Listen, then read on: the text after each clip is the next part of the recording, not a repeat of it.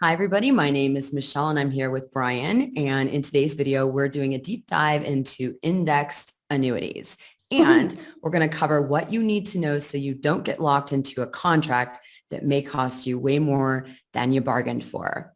This video on indexed annuities is also part of our larger series that we're doing on this called Annuities Exposed. And we are going to drop those other links in the description so you can see the videos and the other videos in the series. So whether you have an annuity or you're looking to buy one, or if someone is trying to sell you one, you need to watch this video to the end. And I say need, that's a strong word, but you really should, because the last thing you want is to get locked into something that's not a right fit for you. Right. And Michelle, we're doing this series because with so many types of annuities out there, they can be complex and difficult to understand exactly what you're actually buying out there. Exactly. And do you know, Michelle, $254.8 billion in annuities were sold in 2021 alone. And that's according to LIMRA, which is the Life Insurance Marketing and Research Association. It's a big business. Yeah, it is. And they can be a great product for the right person, especially, Michelle, when they're customized to fit that individual's needs. So that's why we're running this series, Annuities Exposed. But for today, Michelle, let's focus on indexed annuities.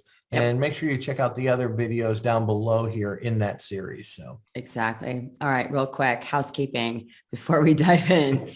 If you like the content in this video, hit that like button. Also, make sure to subscribe so you do not miss another video from us on how to stop being a transaction and instead be an informed consumer.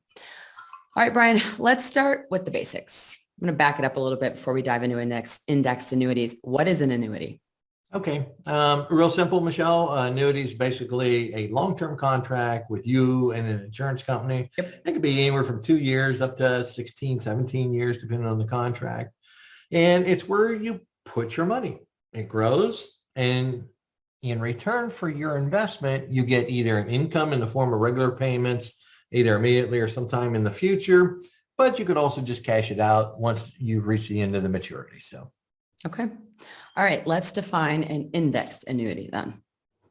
Indexed annuities, Michelle, are also called a fixed indexed annuity or an equity indexed annuity.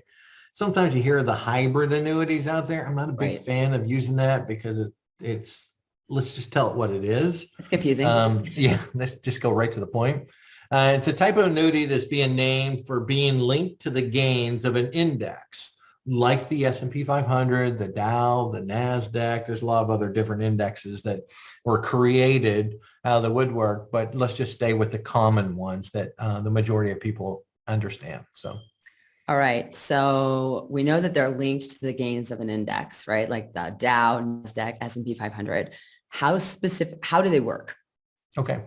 So if we have a fixed indexed annuity, Michelle, the interest you earn is based on the performance of a market index, like you said, the S&P 500, up to the cap or the participation rate of your contract. Here's the key.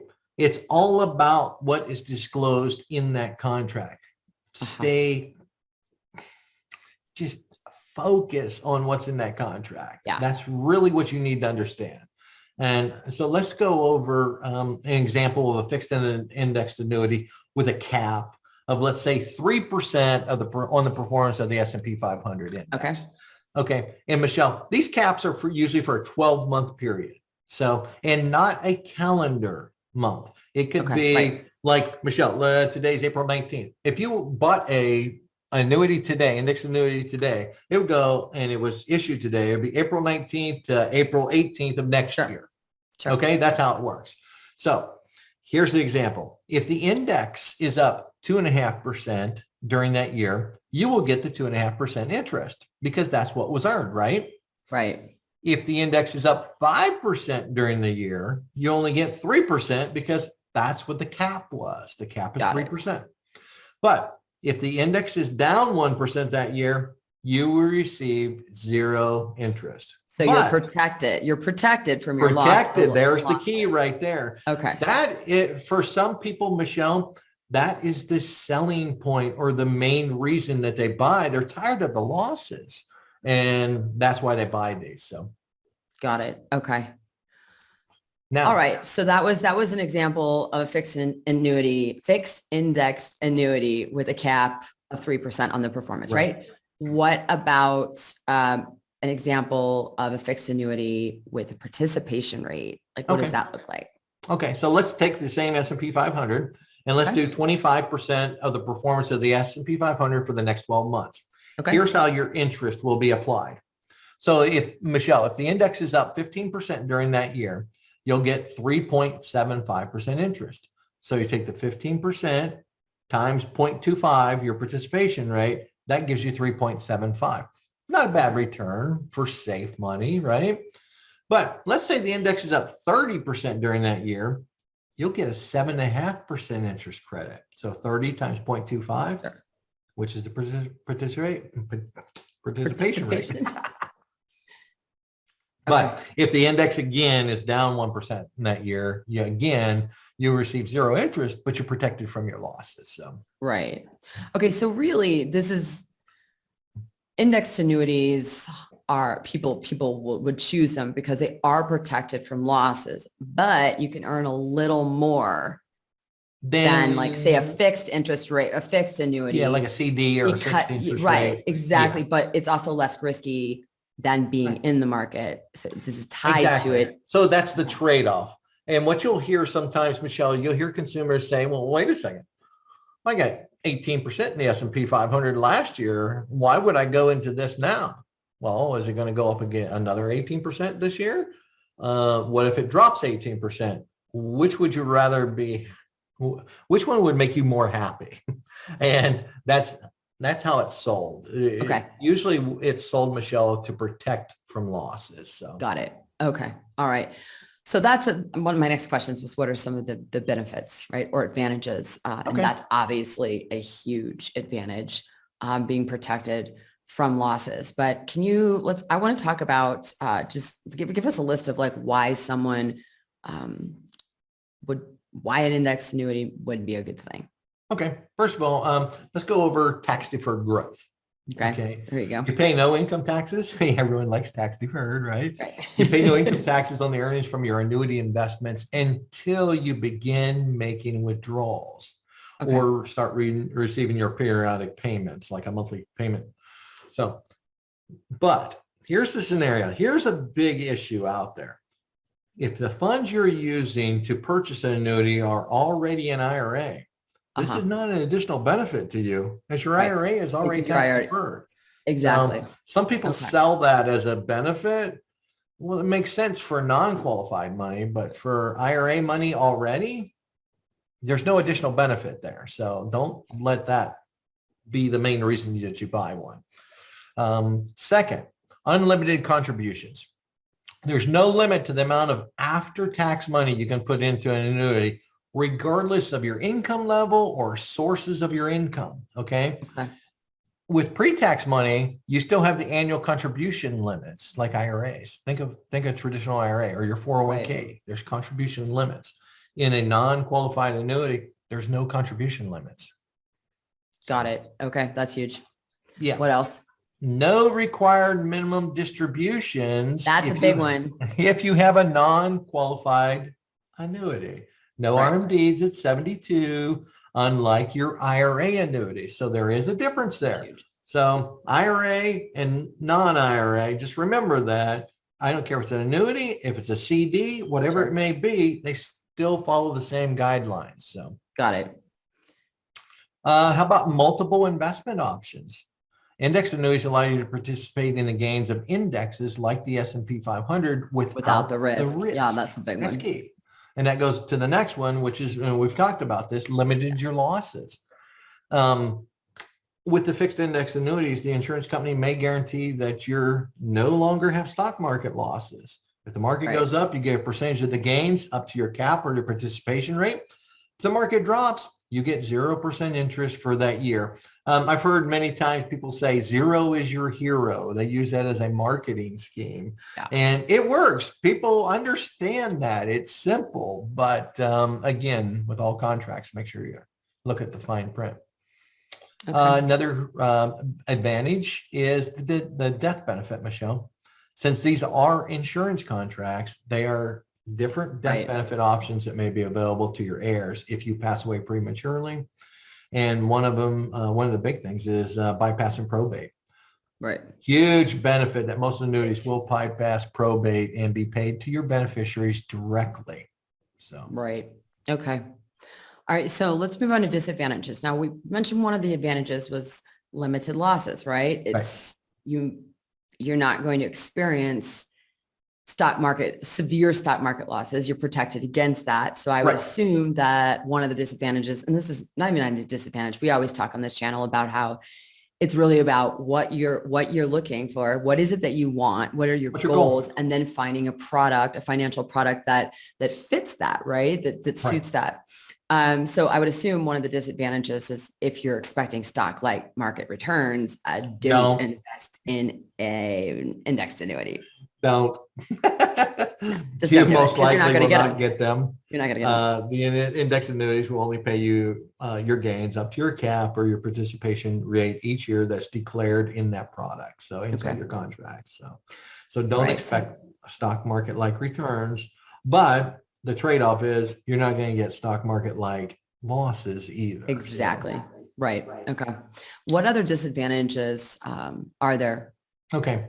How about the high or long surrender charges? Right. Most annuities will have different terms as far as their surrender charges. Many states, like my state here, limits these to 10-year surrender charge periods or 10% penalty if you cash out your annuity before the end of the term. So you get charged if you leave the contract before the end of the term. So. And this is the high and or long surrender charges. It's not just for indexed annuities. It really applies to all annuities. And it's about reading that contract, correct? Read the fine print. Yeah. Okay. Any other disadvantages? Uncertain returns. And here's what I want to be. Let's say you bought an annuity today or last year, sometime right to market high. And let's say we went to a 5 or 10-year decline in the stock market where the market actually didn't do anything or just stayed flat. Right. So however long you're in that annuity with no caps, you didn't receive anything for your money, unlike a fixed annuity. Right. Fixed annuities do have a guaranteed rate of return each year. Yeah, your indexed annuities may have a fixed option for you to choose from each year, but it's usually lower than a traditional fixed annuity or a MIGA, which is the multi-year guaranteed annuity. So, okay. So another question for you. It's about withdrawal options.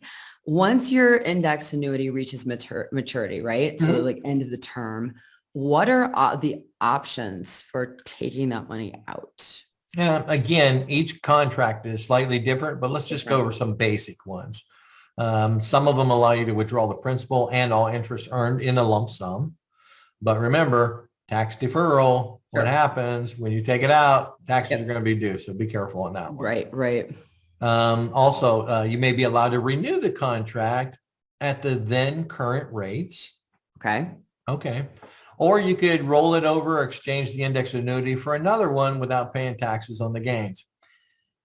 If it's done properly with either a direct transfer for IRA money or with a 1035 exchange with non-qualified money. Okay. Right. Okay. But here's the key on there. Let's say it's the end of the term, Michelle, some of your carriers allow you just to let it sit there without renewing it. Just let it keep earning the interest that it's doing. Okay. So at that time, let's say interest rates were lower. Why would you go and roll it to a new contract, right? Yeah, so, exactly. So do your research on that at that time to make sure before you lock in another 5 or 10-year surrender charge period, make sure it's in your best interest. Yeah. Again, it goes back to read the fine print, devil's in the details. Exactly. So when we were talking at advantages, we talked about death benefits and no probate. Can you just, let's talk a little bit more about the death benefit options that indexed annuities provide or offer. I know it's morbid, but this is really designed for planning for your heirs also. Sure. Okay. And each annuity insured, Michelle, has specific contract language regarding death benefit options. Ask them for a sample copy of a contract and go over, which highlights the death benefit options for you. So, and think about this.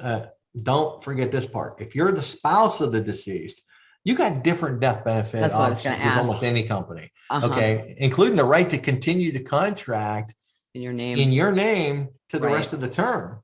And if you have a current advisor today that you're working with and you're going through this situation, have them run that scenario to see if this option makes sense versus transferring the assets into your own name with a new annuity.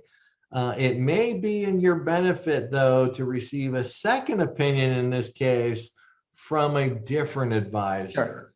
Okay, so yeah, there's nothing wrong. That's the one thing you taught me. There's nothing, just like if you're sick, everyone's like, get a second opinion, get a third opinion. There's nothing wrong with getting a second opinion from a financial advisor. Why not? Exactly.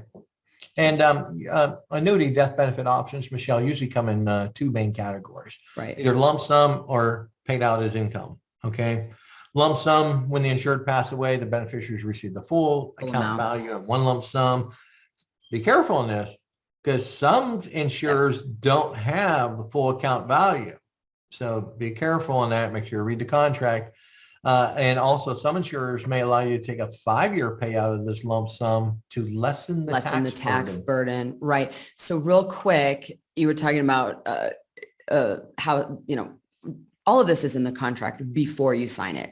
Right. So this isn't something that once you die, it's all well in advance. So you know exactly how the contract reads and how your beneficiaries will receive this.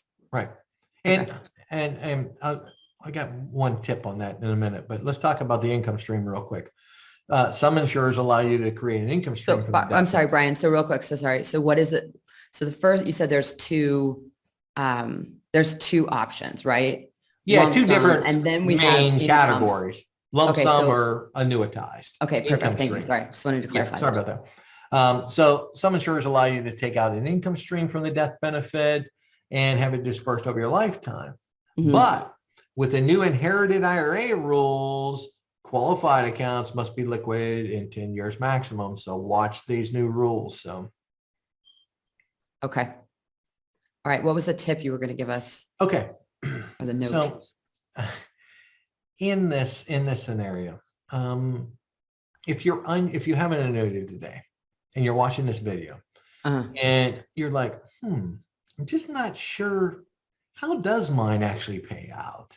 Mm-hmm. Okay. First of all, go get your contract out and open up to the section and in the table of context, it has death benefit options. It'll be listed in there in some form. Go to that page and look at it and take a highlighter out, highlight that section.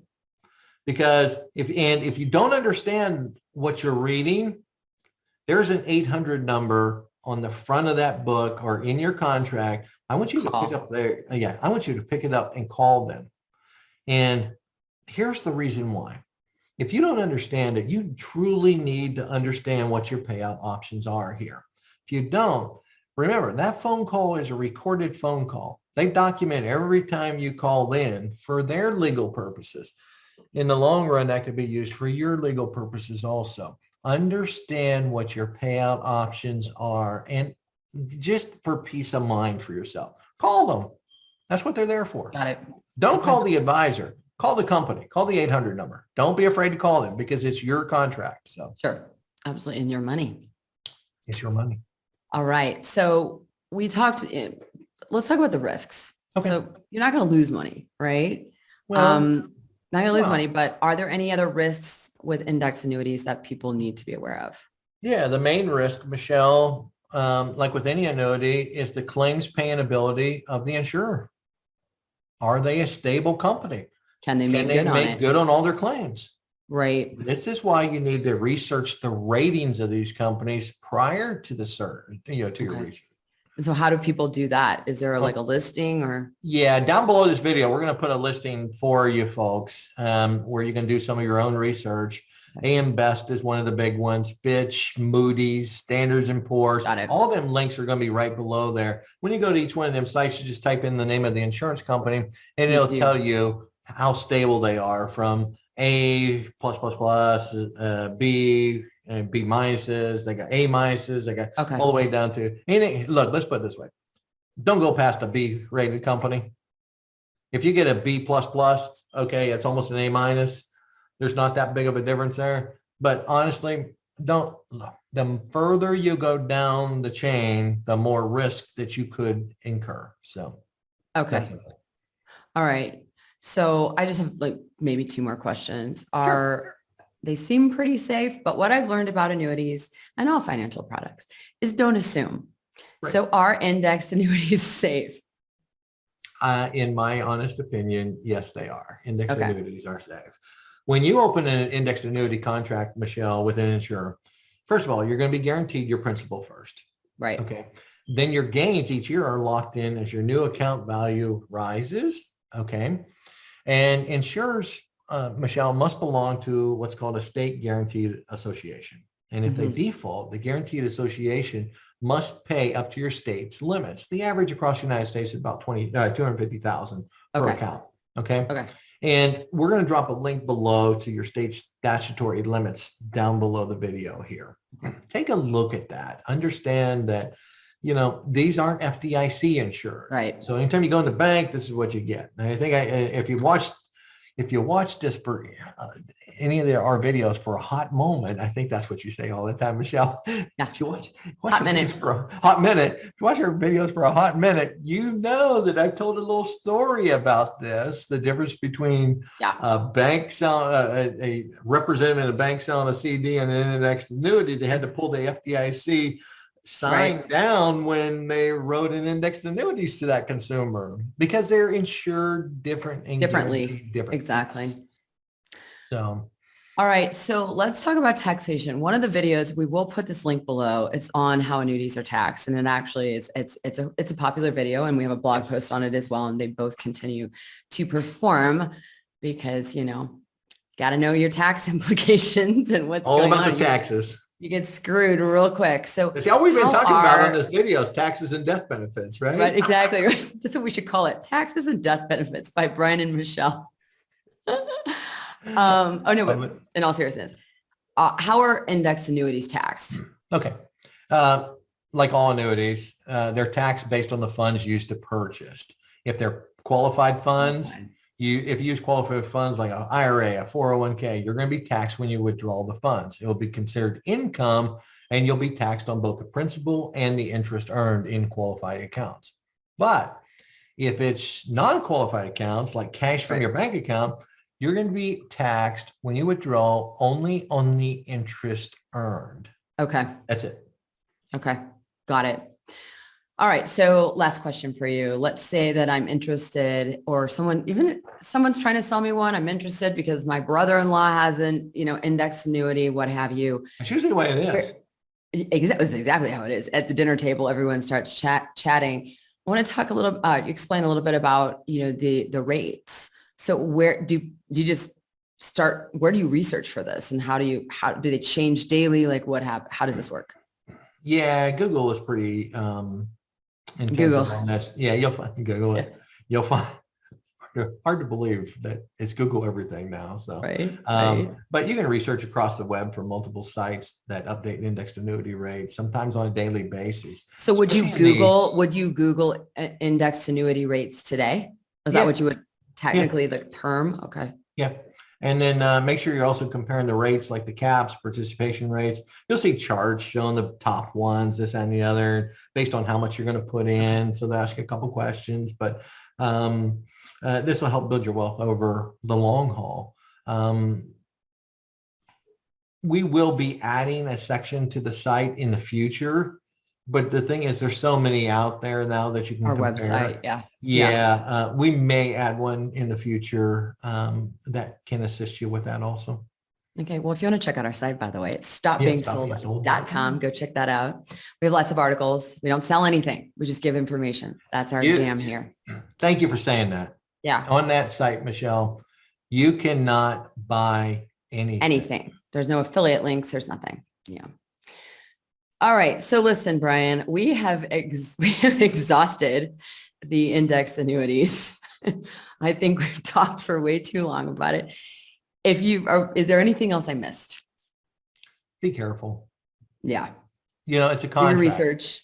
understand that it is a contract between you and an insured, and this is your wealth. Understand what you are buying. Don't be sold. So. Amen. Amen. All right. Few things. Hit that like button, please. Subscribe to this channel. Don't miss another video from us. If you have questions, please leave them down below. We're making videos based on questions that we get. And also stay tuned for our next video in the Annuities Exposed series. That'll be coming soon. Check out those links in the descriptions.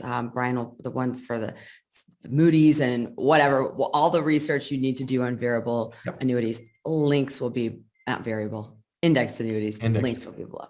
Okay. Thanks, Brian. And thanks to everyone who watched to the end. Thanks, everyone.